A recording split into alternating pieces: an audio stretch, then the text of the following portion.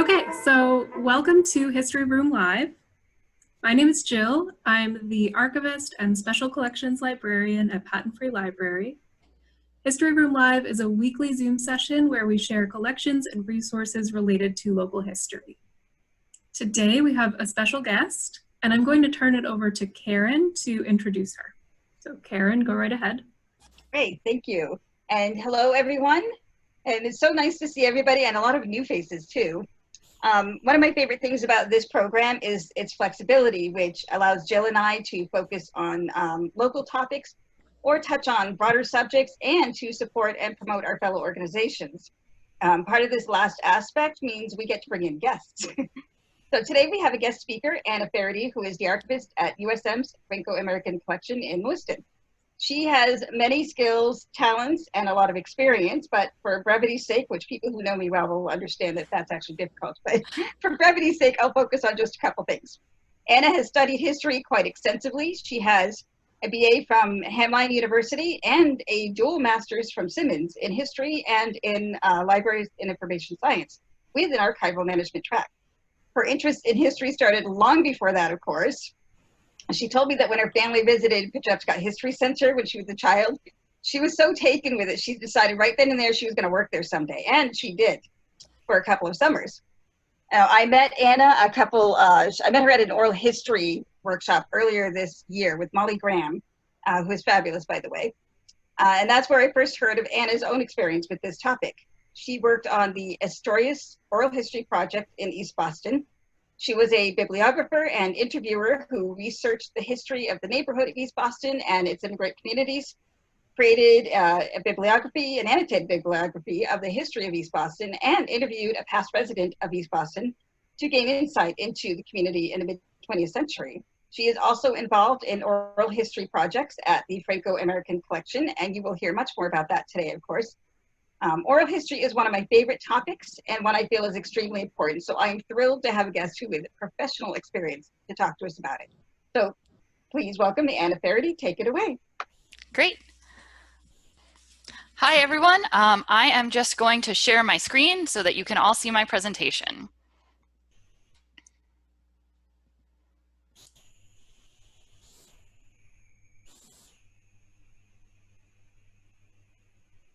All right. It says that it's loading now. All right, great. So,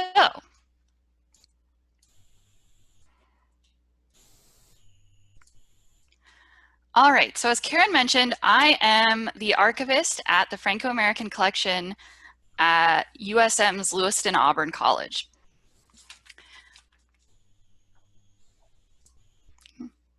Sorry, technical difficulties. All right. So the collection is one of the largest repositories of Franco-American materials in the state of Maine, as you can see from our slide. Our mission is to preserve and promote the culture and heritage of Maine's Franco-American population. We collect materials from Lewiston-Auburn and other areas of Maine and have some items from the larger New England region as well. So just for a little bit of background, French-Canadian immigrants began settling in Maine in the 1870s. These immigrants originally came to work in the bustling textile mills, such as those in Lewiston-Auburn and Biddeford-Saco, and they brought their language, culture, and families with them. Here on this slide, you can see an image from our collection, which shows an unknown woman posing in the spinning room of a local textile mill. The collection includes a few materials from earlier than the 19th century, but the bulk of it is comprised of materials dating from the 19th century to the present day. Items in the collection relate to diverse topics such as religion, snowshoeing, law, sociology, and more. We also care for many different forms and formats of items, including manuscripts, scrapbooks, photos, reel film, LPs, and of course, oral histories, most of which have been recorded on cassette.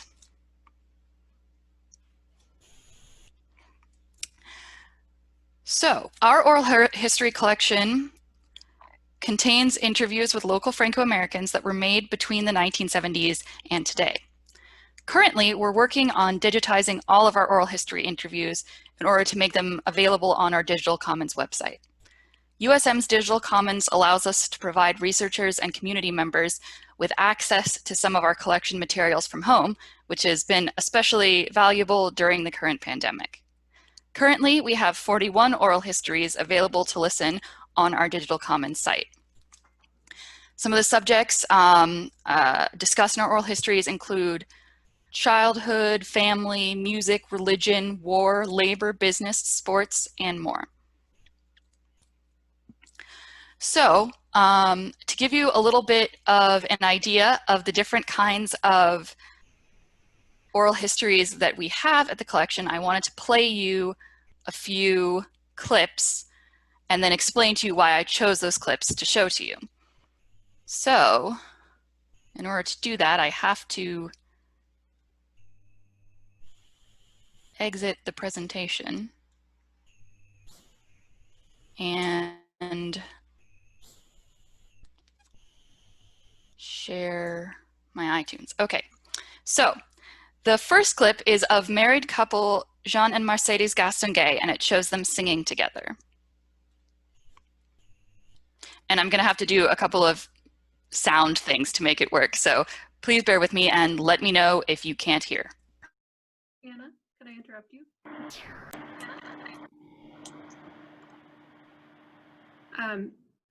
Do you want us to see your screen, or is it okay that we're just seeing your presentation?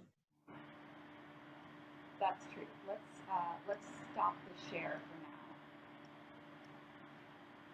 for now. Okay, sorry about that. Go ahead.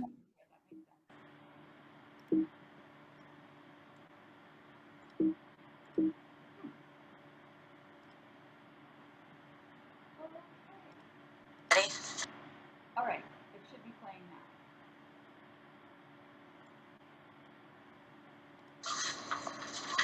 Okay. Ready? Oh, nuit de paix, sainte nuit, dans le ciel, l'astre luit, dans les champs tout repose en paix. Mais soudain, dans l'air pur et frais, le brillant cœur des anges au berger apparaît. All right, so now we can go back to the presentation. And I will share my screen.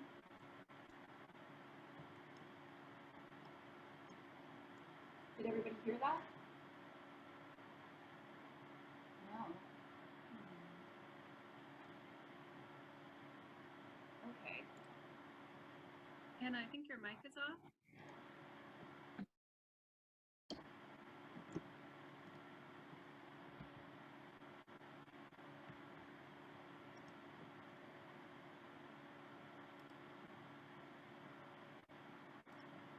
All right, can you hear me now?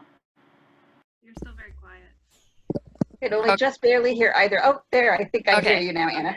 Did you hear the oral history at all? Yes, You did, okay. that was lovely. That is one of my favorites. And the reason that I like it so much is because it is an example of the importance of music in the Franco-American community, and also because if you listen to the oral history interview with the Gastonguays, they tell you that they met in choir. So I really liked that fun addition of them singing together, after us knowing that them singing together is very important for how they met and for their relationship. So our next oral history that I'm going to play for you is in a video interview with Betty Olson, which deals with Betty's career as a skater.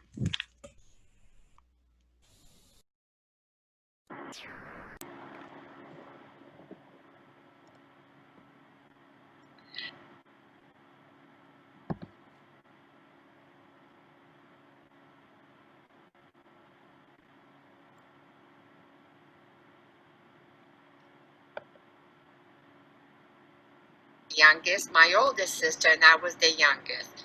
So my mother decided one day, let's have some skaters in the family. Why not? The whole world came alive with ice skating. The shows were fantastic. 9 billion people saw that in 50 years. The true story, I did the research at the library. Well, Monica, my mother had two daughters. She decided that Monica would become the skater in the family and I would accomplish her. So I would go to Lynn, Massachusetts at the sports center for skating lesson. So I was one of the sisters who took care of her, watched over her like sisters do for each other. And then one day someone said to my mother, how come Betty's not skating? So would you know that it was agreed that we would give her a chance. So they gave me a free pair of ice skates, and away I went, and I'm still doing it today at my age. I'm very proud. All right, so that video with Betty Olson, I chose because it is one of our... Can't hear you, Anna. Sorry about that.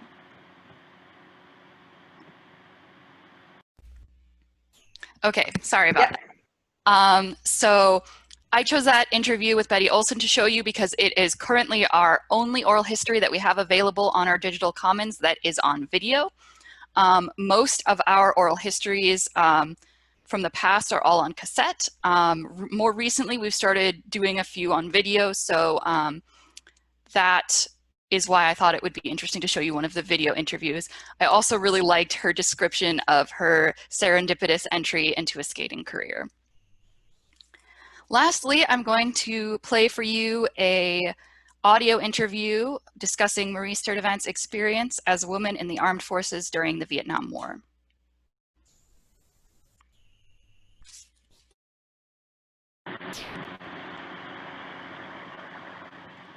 Okay, this is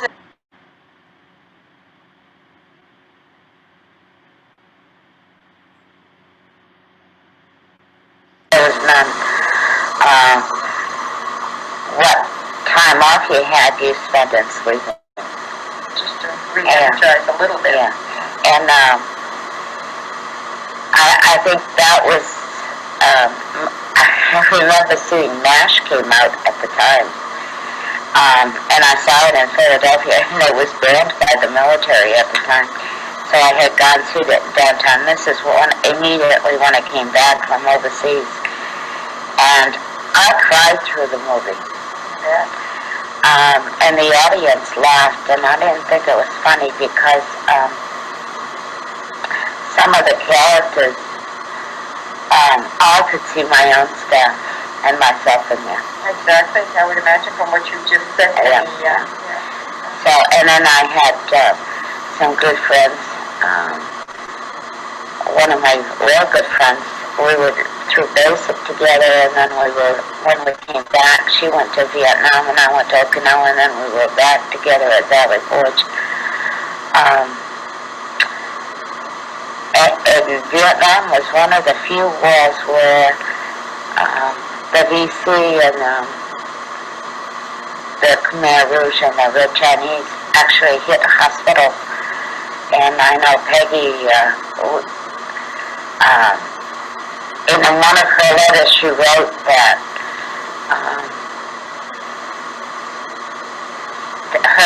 the hospital got bombed and she lost her, it broke her bottle of perfume, and she said that was the only thing feminine I had. Oh. All right. So, and I wanted to share that one with you guys because... Can't hear you.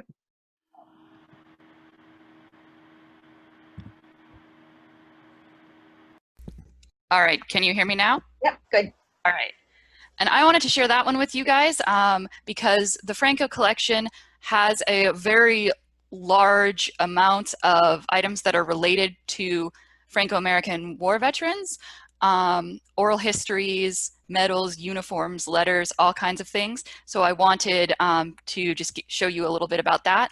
And also I was really struck by both her description of her reaction to seeing MASH and her friend's feelings of losing her femininity during wartime. So, right now at the collection, as I mentioned earlier, we're working on digitizing all of our oral histories. We're also creating transcripts for all of the oral histories that are currently available online. One of the most important takeaways that my coworkers and I have had through many of the interviews is that though they may be listed as being in French or as being in English, they are usually bilingual, at least in part. Even if someone isn't fluent in French, they may still use French words to describe their life experience. Another interesting aspect that we discovered during this work is that many of the interviews include singing, music, or discussion of music, which is something that I mentioned when I showed you the Gaston singing. So one of the big projects that we're working on right now at the collection is gathering oral histories of local entrepreneurial families in Lewiston-Auburn. So just before the stay-at-home order in early March, we were hoping to launch our exhibit, Notre Pain Quotidien, Our Daily Bread, Franco-American Entrepreneurs Sustaining Community. Unfortunately, we haven't been able to open it to the public yet, but we hope to do so as soon as it's safe for people to gather together in a building. Our exhibit is featuring 3 Lewiston-Auburn family businesses, Bonneau Market, LeBlanc Cleaners, and LePage Bakeries, which is today known as Country Kitchen. We wanted to interview family members who had worked at these businesses or do still work at these businesses in some cases to gain a little bit more insight into the businesses, the families, and why they were important to the community. When we were developing overarching exhibit themes, we focused on chain migration, which is when one family member follows another family member to another country, mentorship within extended family and community networks, and neighborhood and parish ties. We wanted to ask what was uniquely Franco-American about these businesses, how different family members were involved, and what the significance of neighborhood and community was in these enterprises. So we examined mentorship, we examined innovation, and we examined philanthropic acts giving back to their communities. We interviewed second and third generation folks from these families to help understand the business more on an individual level, how each of these people remembered working with their family members, remembered their uncles, and to learn more that we couldn't learn from static documents and newspapers about the atmosphere and the community involved in working in these businesses. In the future, we hope to interview new families involved with other local family businesses in Lewiston-Auburn and create new exhibits about them. So this photo here is of the Bonneau siblings who started Bonneau Market in Lewiston in the 1930s. So, what can you do to collect oral histories? First, you have to prepare. You should contact the person that you want to interview, explain why their story is important to you and why you want to interview them. Explain to them what the interview will be like, what type of recording equipment you'll be using, their rights and how perhaps the oral history might be used. And you'll want to develop trust and respect. In my experience, it's best to meet in person. For example, when I worked on the Historias oral history project in graduate school, I met with my interviewee before our actual interview in order to get to know him, and this helped me to develop questions for our real interview. It's important to let your interviewees know not to over-prepare. This can lead to rehearsed memories. By asking the interviewee to expand on their memories with synthesis and analysis of their feelings, not just what happened next, which they may provide in a more memorized manner, particularly if they've still told the story many times, but instead ask them to consider what those events meant to them. Also make sure that you're explaining to them the their rights and restrictions. As I said, what you're going to be doing with the oral history. Will it be posted online? Who will be looking at it? Who will be listening to it? Do they want it to be restricted for a certain number of years? Keep in mind that you can't promise total confidentiality the way a doctor or lawyer would. It's also important to let them know that there are certain places that are not conducive to a good recording. For example, a coffee shop. It's too loud, there's too much other stuff going on.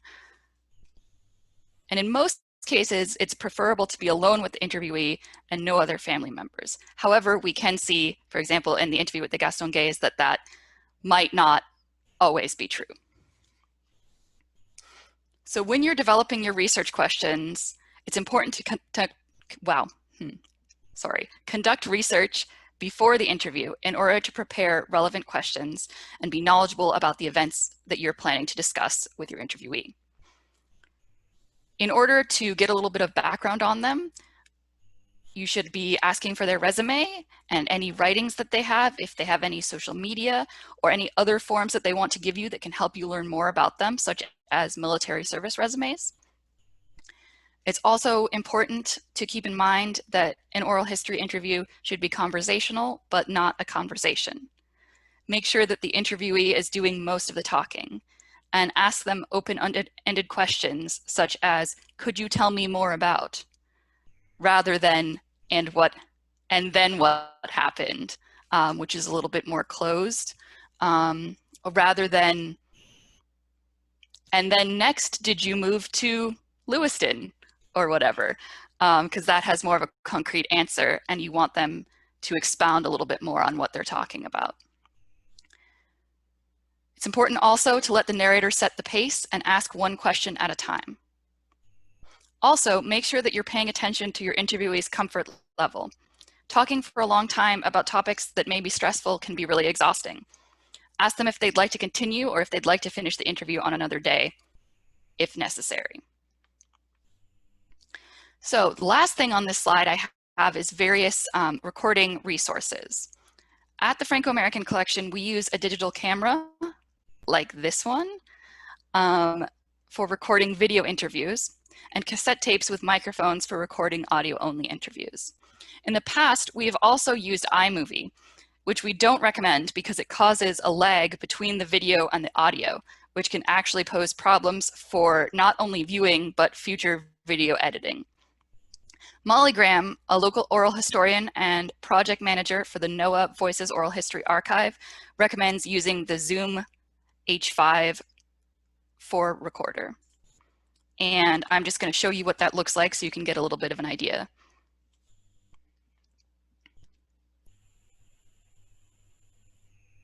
Oh, apparently that's going to take a really long time. Do we have any questions while we wait?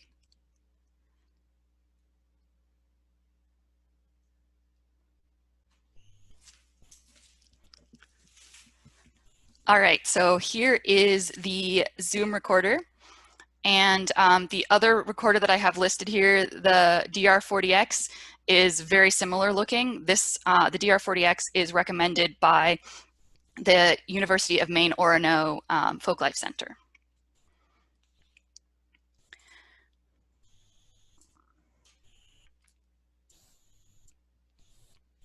Okay, so as I mentioned, oral histories are important. They help us understand an individual perspective on past events, and they provide us with information that textbooks can't replicate. It's important that your interviewee knows that their contribution is valuable and what their rights are. Our USM permission form says that the university retains the right to use, display, copy, license, or assign photographs and video footage filmed during or in connection with activities or events created, hosted, or otherwise developed by USM. It also says that the interviewer can revoke this authorization at any time. If you're interested in an example of broken trust between interviewees and interviewers and archivists, or just a bad example of oral historian and archival ethics in general, you can look no further than the Boston College Belfast Project oral history scandal. Boston College's Belfast project teamed up with Irish interviewers to conduct and preserve interviews with former paramilitary members of the Irish Republican Army, or IRA, and other related organizations on both sides of the Northern Irish conflict known as the Troubles. In 2011, the US government subpoenaed the project for information in oral histories that concerned an open murder case. Boston College and the Irish interviewers tried to stop the government, but they were forced to give up the oral histories. According to J.A. King, the author of the article, Say Nothing, Silence Records and the Boston College Subpoenas, which was published in the Journal of Archives and Records in 2014, quote, Boston College chose not to request a stay from the Court of Appeals, and instead, according to Pallas and Lohman, delivered the entire Republican archive so that the judge could decide in camera which material he thought was relevant. Outraged that Boston College would not continue the legal battle, Maloney and McIntyre, the Irish interviewers, proceeded to appeal on their own. Representing Maloney and McIntyre in court, Eamon Doran argued that releasing the oral histories put his clients at risk of physical harm, as well as threatened the former paramilitaries who were interviewed and the peace process itself, and that it would have a chilling effect on future history projects, unquote. The court later decided it didn't need every single oral history in the collection, and only those related to the murder. So as we can see from Eamon Doran's statement, this is not only actually threatening to the lives of both the interviewers and the interviewees, but can cause the development of distrust among groups that now may not want to tell their stories to oral historians or archivists, and that consequently might be lost. So, if you're interested in learning more about how to conduct an oral history or more about oral history ethics, I can help you out. On my resources slide, I have a few things listed. The first one here is the Oral History and Folklife Research Incorporated. They can help you plan your oral history, conduct interviews, and transfer your analog content to digital. I also earlier mentioned Molly Graham of the Voices Oral History Archive. She has said that she's willing to help anyone out with any questions they might have. And the Voices Oral History Archives collects and shares the experiences of people working in fisheries and on the coasts and oceans of the United States. I also mentioned the University of Maine Folklife Center at the University of Maine Orono, which provides training and education, as well as access to diverse collections of Maine folklore.